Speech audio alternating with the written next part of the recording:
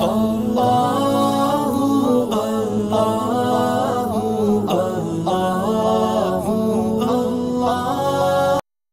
اللہ الرحمن الرحیم۔ ابھی یہاں سے بہت تفصیل کے ساتھ جنت اور جنت کی نعمتوں کا ذکر ہوگا۔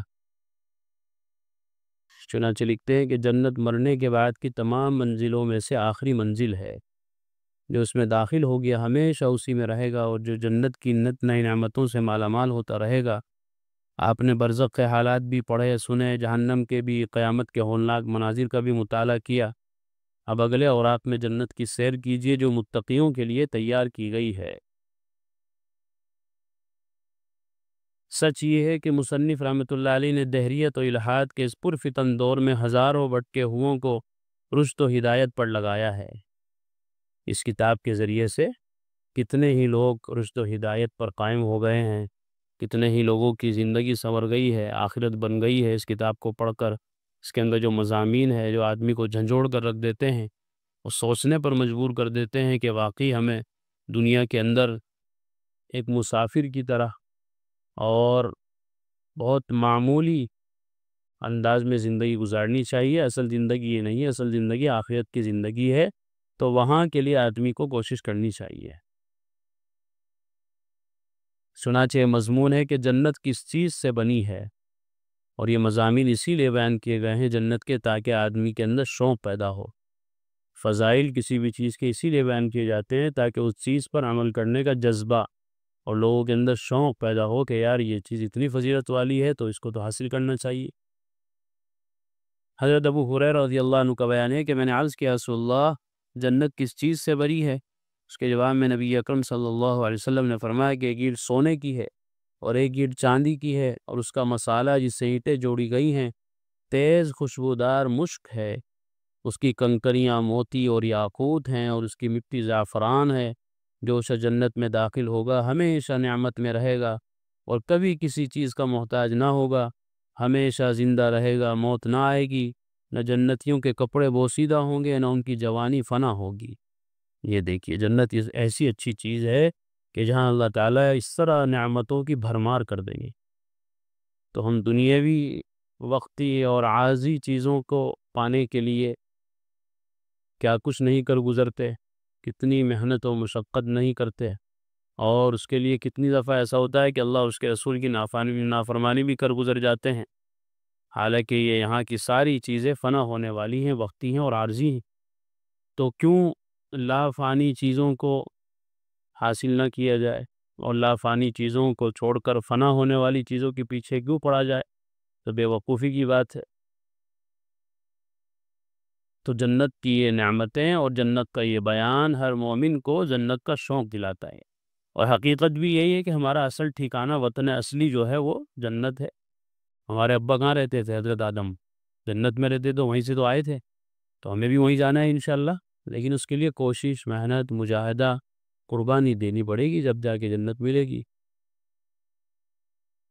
تو دیکھو جنت کتنی اچھی چیز ہے کہ ایک اینٹ سونے کی، ایک چاندی کی ہے، مسالہ جس سے اینٹیں جوڑی جائیں گی تیز خوشبودار مشک، کنکریاں کیا ہوں گی؟ پتھر کی نہیں، موتی اور یاقوت، اس کی مٹی زعفران ہے۔ جو شخص جنت میں داخل ہوگا ہمیشہ نعمتوں میں رہے گا، کبھی کسی چیز کا محتاج نہ ہوگا۔ دنیا میں تو کبھی کچھ ختم ہو گیا، کبھی کچھ چاہیے، کبھی کچھ مطالبہ ہے، کبھی کسی چیز کی آرزو ہے، امید ہے، تمنائیں ہیں، لمبی فہرست ہے، لیکن وہاں ایسا نہیں ہوگا، کسی چیز کا آدمی محتاج نہیں ہوگا۔ بڑی بات یہ کہ ہمیشہ زندہ رہے گا۔ دنیا میں تو یہ ہے کہ کتنا بھی کچھ کر لو، لیکن آخر میں مرنا تو مرنا ہی ہے۔ کتنی ہی بڑی بڑی عمارتیں بنا لو، کتنا ہی یہاں جی لگا لو، کتنی ہی یہاں موج مستیاں کر لو، کتنا ہی روپیہ پیسہ، عزت اور جاہ و منصب کچھ بھی جمع کر لو، لیکن ایک نہ ایک دن یہ چھوڑنا ہی چھوڑنا ہے۔ یہ بالکل 100% سچی حقیقت ہے، اس سے کوئی بھی انکار نہیں کر سکتا۔ لیکن جنت کی کیا خاصیت ہے کہ وہاں ہمیشہ انسان زندہ رہے گا، کبھی موت نہ آئے گی۔ ورنہ یہ کیسی ناکامی ہے کہ آدمی نے 30 40 سال 50 سال لگا کے شاندار گھر بنایا، محل بنایا، کاروبار کھڑا کیا، گاڑیاں لی اور عزت کمائی، ڈگریاں حاصل کی، روپیہ پیسہ جمع کیا، لیکن چند سالوں کے بعد فرشتہ آ گیا کہ چلو چلنا پڑے گا، تو کیا فائدہ ایسی عمارتوں کا، ایسے محلات کا، ایسے روپیے پیسے کا، ایسی جاگیر جائیداد کا، اور ایسی عزت کا، ایسی چیزوں کا کہ جو ہمیشہ نہ رہے، فنا ہو جائے، ختم ہو جائے۔ تو کیوں نہ ایسی جگہ کے لیے محنت کی جائے کہ جو کبھی فنا ہونے والی نہیں ہے، اور وہ جنت ہے، کبھی موت نہ آئے گی۔ نہ جنتیوں کے کپڑے بوسیدہ ہوں گے، کپڑے جیسے دنیا میں کلف کے کپڑے پہنے اور 2-4 دفعہ اٹھ بیٹھے اور وہ سل پڑ گئے، بیکار ہو گئے، دھوبی کے یہاں دے کے آؤ، وہاں سے لے کے آؤ، پھر پیسے خرچ کرو، پتہ نہیں کیا کیا الا بلا، وہاں کچھ نہیں۔ اور نہ ان کی جوانی فنا ہوگی۔ یہ بڑا مسئلہ ہے کہ انسان دنیا میں آتا ہے، بچہ رہتا ہے، بڑا ہوتا ہے، جوان ہوتا ہے، اور جوانی پھر ختم ہونی شروع ہو جاتی ہے، کمر جھکنے لگ جاتی ہے، اعضاء جواب دینے لگتے ہیں، ہمت ختم ہو جاتی ہے، اعضاء کمزور پڑ جاتے ہیں۔ لیکن جنت کے اندر ایسا نہیں ہوگا، سب جوان ہی جوان رہیں گے۔ کیوں نہ ایسی جوانی کے لیے کوشش کی جائے، محنت کی جائے۔ آدمی اپنی جوانی کو بچانے کے لیے آج کل کیا کیا نہیں کر رہا ہے، جم کر رہا ہے، اور پتہ نہیں کیا کیا اس کے لیے ورزش کرتا ہے، اور اس کے لیے پتہ نہیں کتنے احتیاطی چیزیں کرتا ہے، اس کے لیے طاقت کی چیزیں بھی کھاتا ہے۔ لیکن وہاں جوانی فنا ہی نہیں ہوگی، تو ایسی جوانی کے لیے کوشش کی جائے نا کہ جو کبھی فنا ہونے والی نہ ہو، ختم نہ ہونے والی، اس کے لیے کوئی دوا کھانی نہ پڑے، اس کے لیے کوئی وٹامن ڈی، وٹامن سی کچھ استعمال نہ کرنا پڑے، ایسی جوانی ہونی چاہیے۔ تو ایسی جگہ جہاں یہ سب چیزیں نصیب ہوگی وہ کیا ہے؟ جنت۔ لیکن اس کے لیے قربانی دینی پڑے گی، کچھ نہ کچھ خرچ کرنا پڑے گا، قربان کرنا پڑے گا۔ اتنی بڑی بڑی نعمتیں ایسے ہی مفت میں نہیں مل جائیں گی۔ اس کے لیے ہمیں حضرات انبیاء کی قربانیاں دیکھنی ہیں، ان کے حالات دیکھنے ہیں کہ کیسی قربانیاں دی انہوں نے، کیسی تکلیفوں سے ان کو گزرنا پڑا، کیسے حالات ان پر آئے، کتنے امتحانات سخت سے سخت آئے، لیکن وہ سب کو بڑی خوش اسنیبی کے ساتھ اور بڑی خوشی اور رضامندی کے ساتھ جھیلتے گئے اور کامیاب ہوتے گئے۔ قرآن کریم میں ان کے تذکرے موجود ہے کہ وہ لوگ جنت میں ہوں گے، بلکہ جنت کے اونچے درجوں میں ہوں گے، اور اونچے بالا خانوں میں، اونچی کلاس والے فرسٹ کلاس میں وہ لوگ رہیں گے۔ ایسے بھی ان کے بعد حضرات صحابہ ہیں، انہوں نے دنیا کو کیسے گزارا ہے، کیسی کشمکش کے ساتھ، کسی تنگ دستی کے ساتھ، وہ کیسے روکھی سوکھی کھا کر زندگی گزار کر چلے گئے، کس لیے؟ تاکہ وہاں کی نعمتیں ہمیشہ ہمیشہ کی مل جائیں۔ تو ہمیں بھی یہی جذبہ اپنے اندر رکھنا ہے کہ دنیا عارضی ہے، ختم ہو جانے والی ہے، لہذا اس ختم ہو جانے والی کے چکر میں نہ ختم ہونے والی سے کیوں ہاتھ دھو بیٹھے ہم؟ اس کے لیے تو اور زیادہ کوشش کریں۔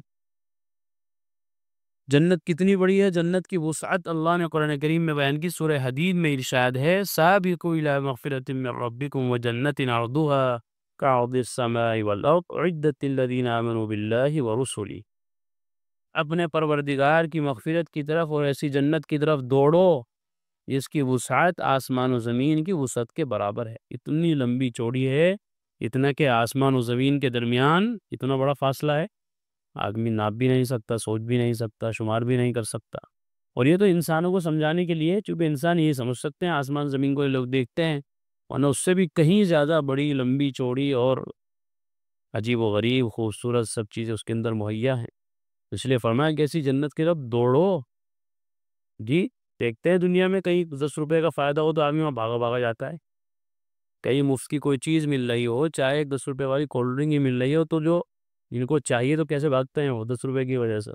کہیں کوئی راشن بٹ رہا ہے فری میں، لوگ کیسے بھاگتے ہیں، کیسے دوڑتے ہیں، حالانکہ وقتی چیز ہے، عارضی معمولی چیز ہے۔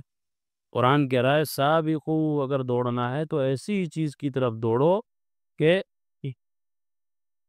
جس کی چوڑائی ہے آسمان و زمین کے برابر ہے، اور وہ ان لوگوں کے واسطے تیار کی گئی ہے جو اللہ پر، اس کے رسول پر ایمان رکھتے ہیں۔ ایمان ضروری ہے، اس کے لیے شرط ہے جنت میں داخلے کے لیے۔ اور ایمان صرف جاننے کا نام نہیں ہے کہ ہم جانتے ہیں اللہ ایک ہے، ہم جانتے ہیں کہ محمد صلی اللہ علیہ وسلم اللہ کے رسول ہیں، ہم جانتے ہیں کہ ایک دن مرنا ہے، ہم جانتے ہیں کہ نماز، جاننا نہیں، ماننا بھی ہے۔ جانتے ہو لوگ بہت کچھ ہے اس زمانے میں، لیکن مانتے نہیں۔ تو جاننا الگ چیز ہے اور ماننا الگ چیز ہے، اور ماننے کا نام ہی ایمان ہے۔ جنت بہت بڑی جگہ ہے، اس کی وسعت کا اندازہ ادنا درجے کے جنتی کو جو کچھ ملے گا اس کی وسعت کو سامنے رکھ کر لگایا جا سکتا۔ سب سے کم درجے کا جو جنتی ہوگا اس کو کیا ملے گا؟ بعض روایت میں کہ ادنا جنتی 1000 سال کی مسافت میں اپنی نعمتوں کو دیکھے گا۔ اور کسی روایت میں ہے کہ ادنا درجے کے جنتی کو جو ملے گا پوری دنیا اور دنیا جیسی 10 گنی جمع کے برابر ہوگا۔ یہ سب مخاطبین کو سمجھانے کے لیے ہے۔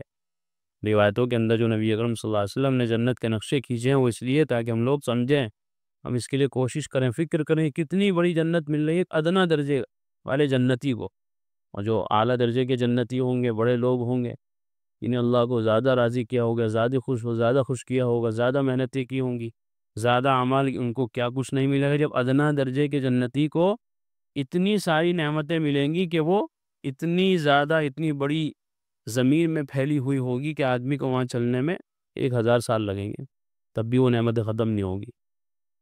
اللہ سورہ حدید میں ہے، عام انسانوں کے ذہن اور سمجھ کے قریب لانے کے لیے جنت کی وسعت کو آسمان و زمین کی وسعت کے برابر بتایا گیا ہے۔ سورہ آل عمران میں عرض السماوات والارض فرمایا ہے، اس میں سما آسمان کو بصیغہ جمع لایا گیا ہے، یعنی جنت کی وسعت تمام آسمان و زمینوں کے برابر ہے۔ یہ تو ایک ہی زمین ہے، اس پہ ہم رہ رہے ہیں، اس کے نیچے اور بھی 6 زمینیں اور ہیں، ایک آسمان ہم دیکھتے ہیں، اس کے اوپر 6 آسمان اور بھی ہیں، 7 آسمان 7 زمین، تو ان سب کو ملا کر اتنی بڑی جنت ہے۔ اس کی مزید تشریح اور اس کے متعلق سوال جواب ادنا جنتی کے تذکرے میں ملاحظہ فرمائیں، پہلے بھی گزر چکا ہے۔ حضرت ابو سعید خدری رضی اللہ عنہ سے روایت ہے کہ رسول اکرم صلی اللہ علیہ وسلم نے ارشاد فرمایا کہ جنت میں 100 درجے ہیں، سارا عالم اگر ان میں سے ایک میں جمع ہو جائے تو سب سما جائیں۔ 100 درجے ہیں، ان میں سے ایک میں سب سما جائیں گے اور باقی اس کے علاوہ 99 پھر بھی رہ جائیں گے، اتنی بڑی جنت ہے۔ اللہ، دنیا کے چھوٹے سے پلاٹ کے لیے، تھوڑی سی زمین حاصل کرنے کے لیے آدمی اتنی محنت کرتا ہے، کتنی کوشش کرتا ہے، اور وہاں تو اتنی بڑی بڑی پراپرٹیاں پڑی ہیں، اتنی بڑی بڑی زمینیں پڑی ہیں، اتنے بڑے بڑے پلاٹ ہیں، اور قیمت کیا ہے کہ روپیہ پیسے کی دینے کی ضرورت نہیں ہے، بس جو اعمال اللہ نے ہمارے ذمہ لگائے ہیں نیکی کے وہ کیے جائیں، اور جو گناہوں کے اعمال ان سے بچا جائے۔ اللہ تعالی ہم سب کو اس کی توفیق عطا فرمائے۔ وآخر دعوانا الحمدللہ۔ قرآن کریم میں اللہ تعالیٰ فرماتے ہیں الا بذکر اللہ تطمئن القلوب، کہ سن لو، اچھے سے سمجھ لو، اللہ تعالیٰ کے ذکر ہی سے دلوں کو اطمینان نصیب ہوتا ہے۔ یعنی اللہ تعالیٰ کے جو انعامات و احسانات اور اس کی نوازشیں ہم پر ہیں، اگر ہم ان کو یاد کریں گے تو ہمارے بے قرار دل کو قرار آ جائے گا، سکون مل جائے گا۔ اگر ہم چاہتے ہیں کہ ہمارے دلوں میں سکون آئے، اطمینان نصیب ہو، تو اس کا ایک واحد علاج اور ایک بہترین دوا یہ ہے کہ ہم فوراً اللہ کے ذکر میں مشغول ہو جائیں۔